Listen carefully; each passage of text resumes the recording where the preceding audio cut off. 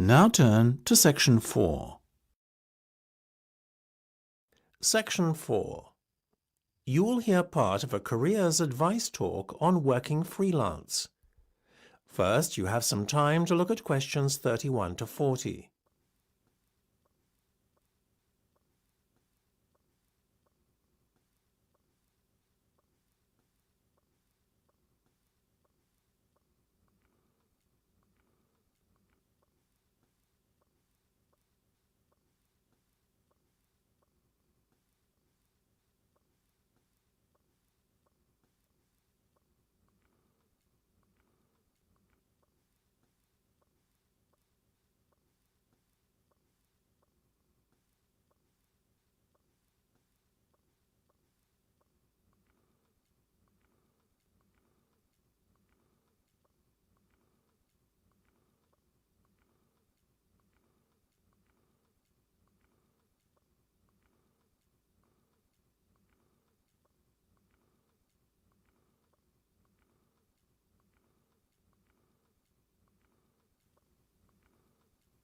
Now listen carefully and answer questions 31 to 40. Working for an employer in a 9-to-5 job has long been the accepted norm. However, this could soon be set to change. A rising level of unemployment, combined with a sense of disillusionment amongst employees with their workaday lives, is at the root of this modern-day revolution in the workplace.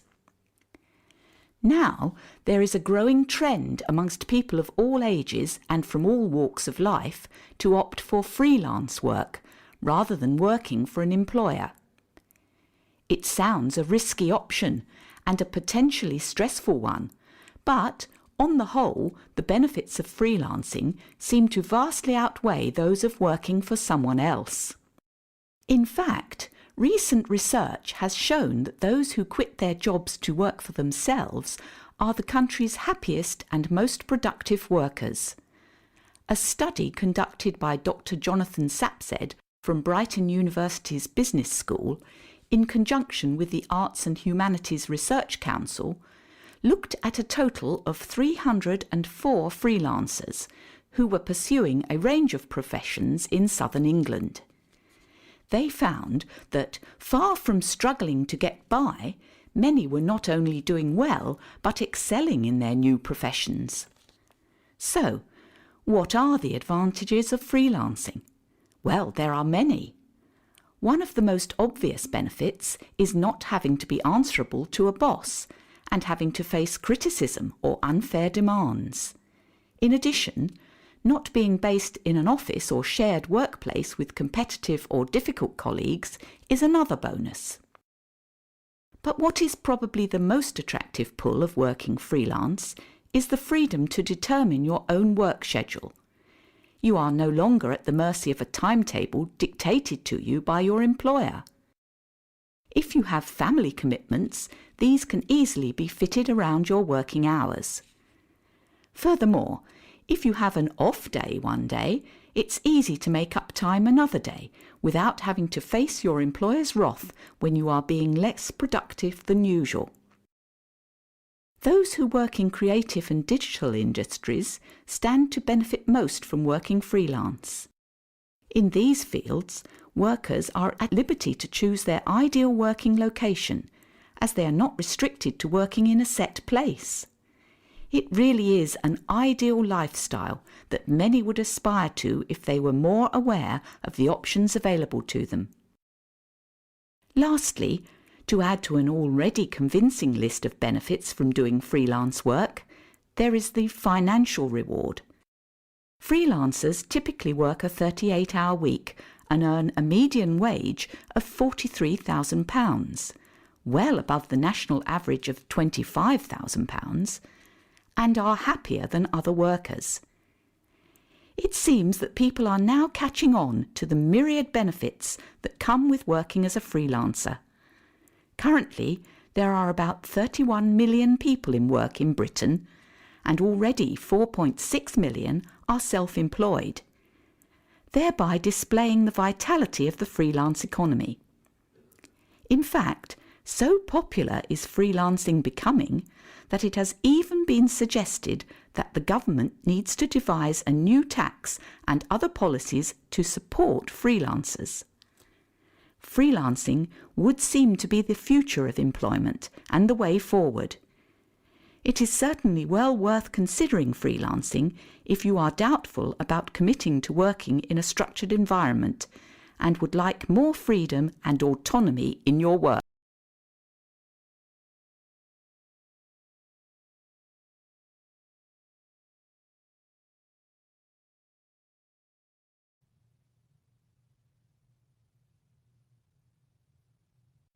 Now turn to Section 4. Section 4. You'll hear a lecturer talking to a group of science students. First, you have some time to look at questions 31 to 34.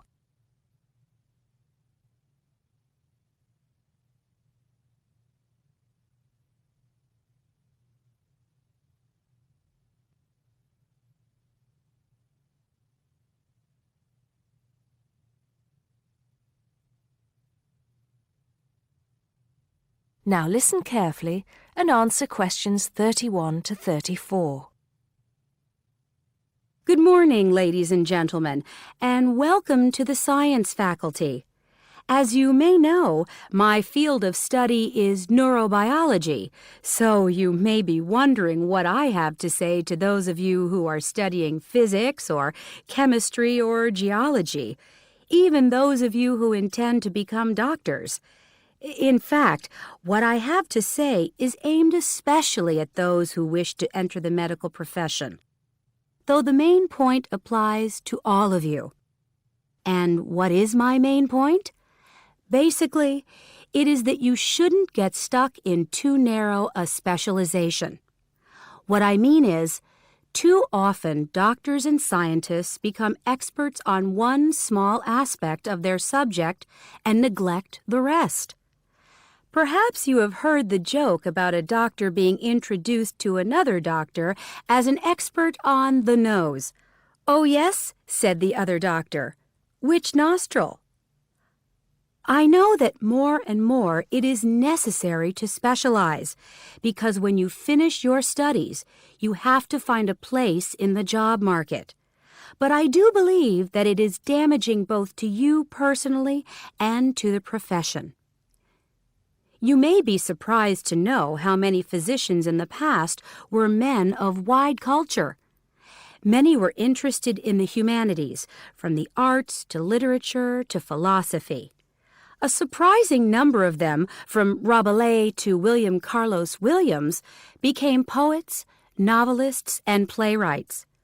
Men of science have written clearly and intelligently about society, psychology, and politics. This tradition is not dead. Today, such eminent scientists as Stephen Jay Gould, Jared Diamond, and Richard Dawkins are well known as popularizers of science while maintaining high standards. But more of them in a minute. I'm not saying that while you are studying anatomy, you should sign up for a course in English literature, but reading a few works of fiction in your own time will show you the human mind, just as your anatomy classes show you the human body. Science faculties and medical schools, it seems to me, now largely ignore this human dimension.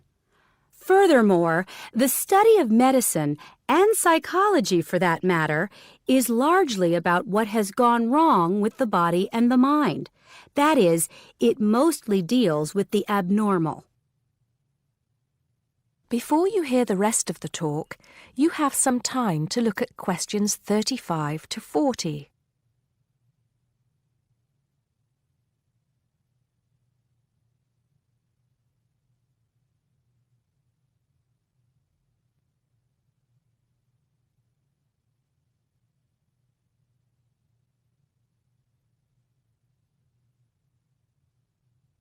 Now listen and answer questions 35 to 40.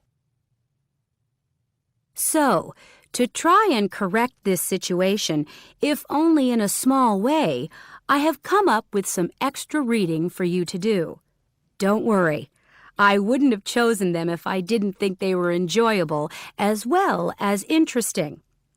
The first on my list I'm sure you've all heard of, even if you haven't read it. It's Bill Bryson's A Short History of Nearly Everything. Now, don't turn your noses up at it just because it's now officially a school book and is written to entertain as well as inform. In fact, I've found it a very good bedside book.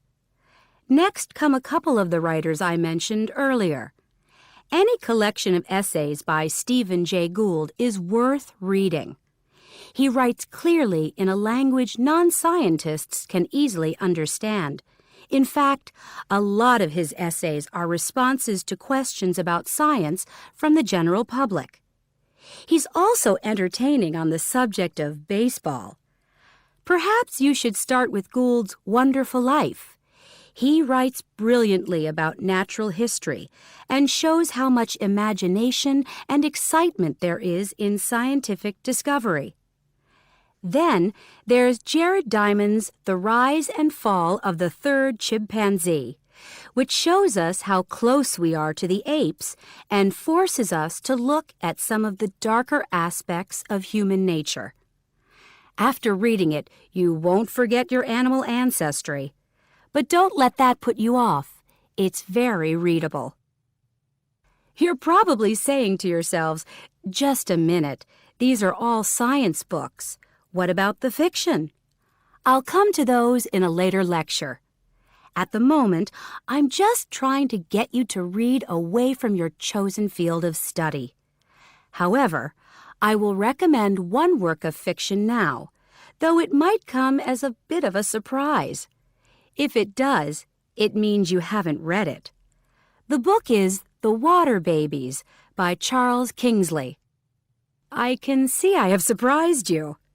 Well, it is in fact the first fictional response to Charles Darwin's On the Origin of Species. Yes, it is a children's book, but full of surreal fantasy and wit. The fifth book on the list is a biography, The Emperor of Scent by Chandler Burr.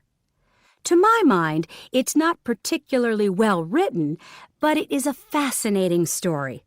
It is about Luca Turin, a biophysicist who becomes an expert on perfume, and about how he missed getting the Nobel Prize.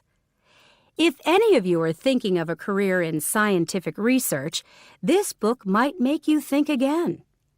It's a very tough dog-eat-dog business, which brings us to the book that inspired Kingsley's Water Babies, that classic of the genre, Charles Darwin's On the Origin of Species.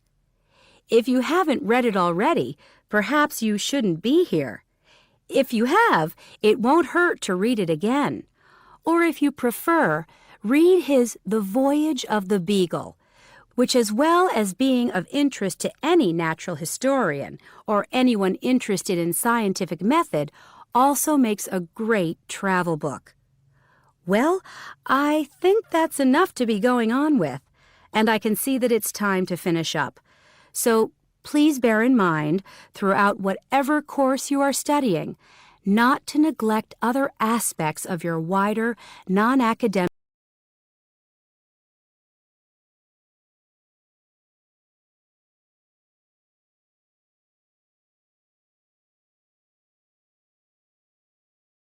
Now turn to Section 4. Section 4. You will hear a talk about the practice of company outsourcing. First, you have some time to look at questions 31 to 40.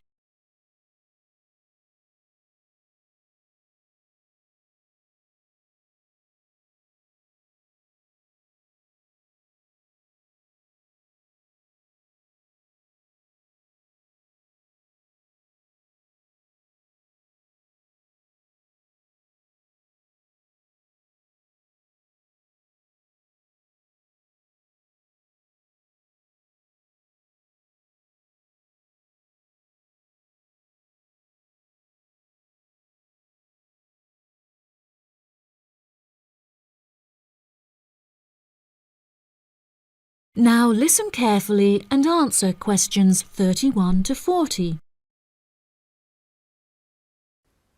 Welcome, class, to your very first lecture in this series on business in the modern world, conducted by myself, Dr. Toby Bennett. Today, we will be looking into the practice of company outsourcing, using TCP technologies as a case study. Now, for those of you who are unfamiliar with this practice, I will give you a summative definition. Company outsourcing involves the contracting of various business activities by one company to another. This practice will sometimes occur from a Western company to a party based in a third world country, the rationale being to make significant financial savings on lower international labour rates and to potentially increase quality.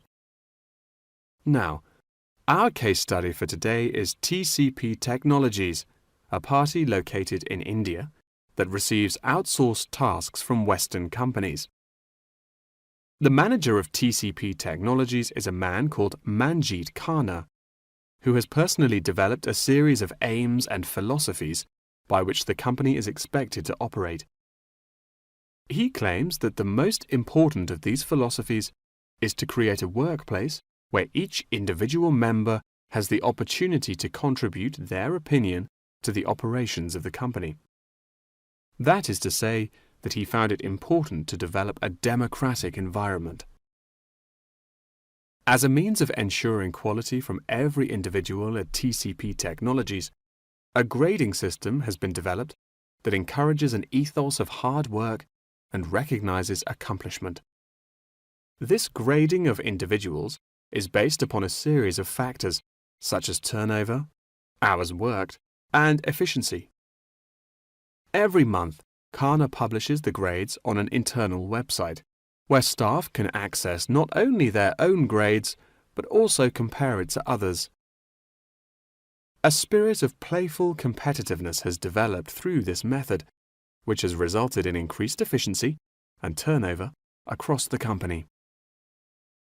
Khanna also saw it as essential to develop a culturally diverse group of employees as a means of presenting a multifaceted image that would appeal to a host of potential employees from across the globe. This cultural openness has not only increased the quantity of incoming contracted opportunities by 7%, but has also benefited the company itself significantly. A level of transparency now exists that had not before been apparent. According to questionnaires carried out recently, these newly introduced measures have significantly increased the rate of staff satisfaction, which has subsequently led to an increase of 32% in the company's income. These figures are truly admirable and serve as a testament to the measures that Khanna has introduced to the workplace at TCP Technologies. In a recent interview published by The Economist, he declared, "The figures speak for themselves. My system works." When asked if he had any advice for companies on methods they could employ to streamline workflow and increase turnover, he replied, "It's simple, really. A company must see itself not as one entity comprised of nameless components, but instead as a living organism composed of cells, each one essential to the functioning of the whole. I suggest that the motto by which your management operates will be Employee First."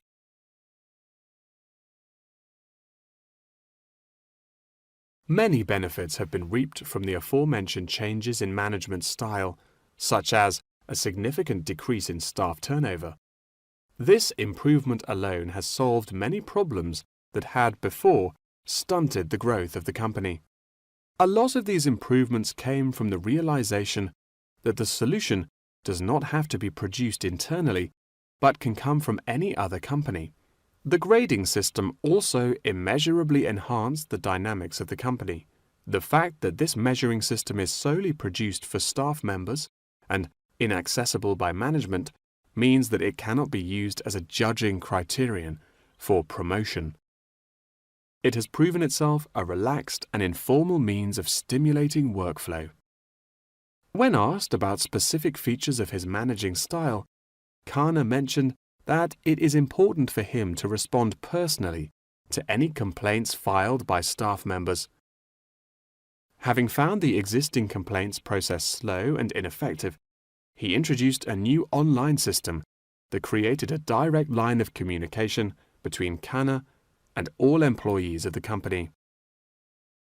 The complaint form, dubbed by Kana as a ticket, eradicates the middleman, is easily accessible to all employees online, and has an interface that can be instinctively navigated. Any staff-related complaint, such as those relating to air conditioning and food quality, can be submitted directly to Kana via this online system. Entitlement to vacation is also a popular issue discussed through this forum. The main benefit of using this system is that staff must include their personal details on the ticket before they are able to submit it. In the past, anonymous complaints had been the root of much confusion and caused many wasted work hours, so the new system has put a ban on this form of complaint. That wraps up the lecture for today. Please remember that attendance is mandatory.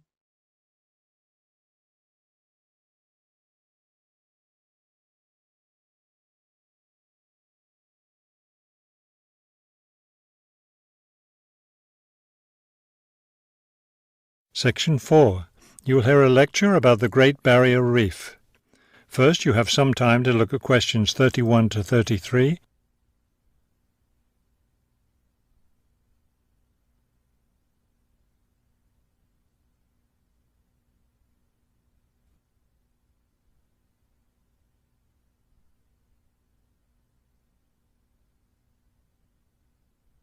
Now listen carefully and answer questions 31 to 33. Despite its name, the Great Barrier Reef isn't just one large coral reef.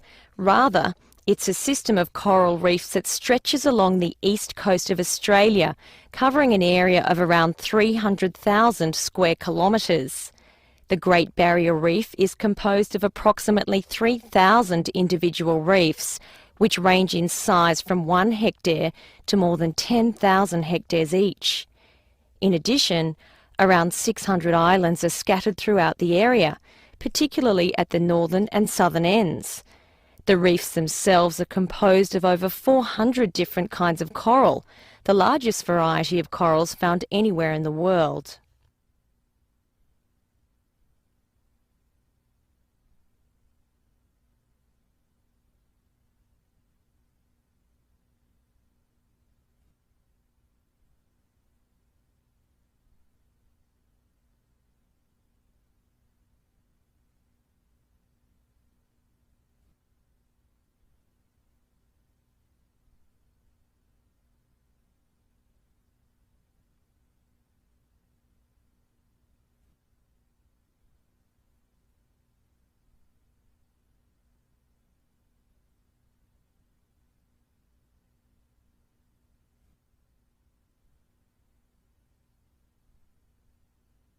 Now listen carefully and answer questions 34 to 40.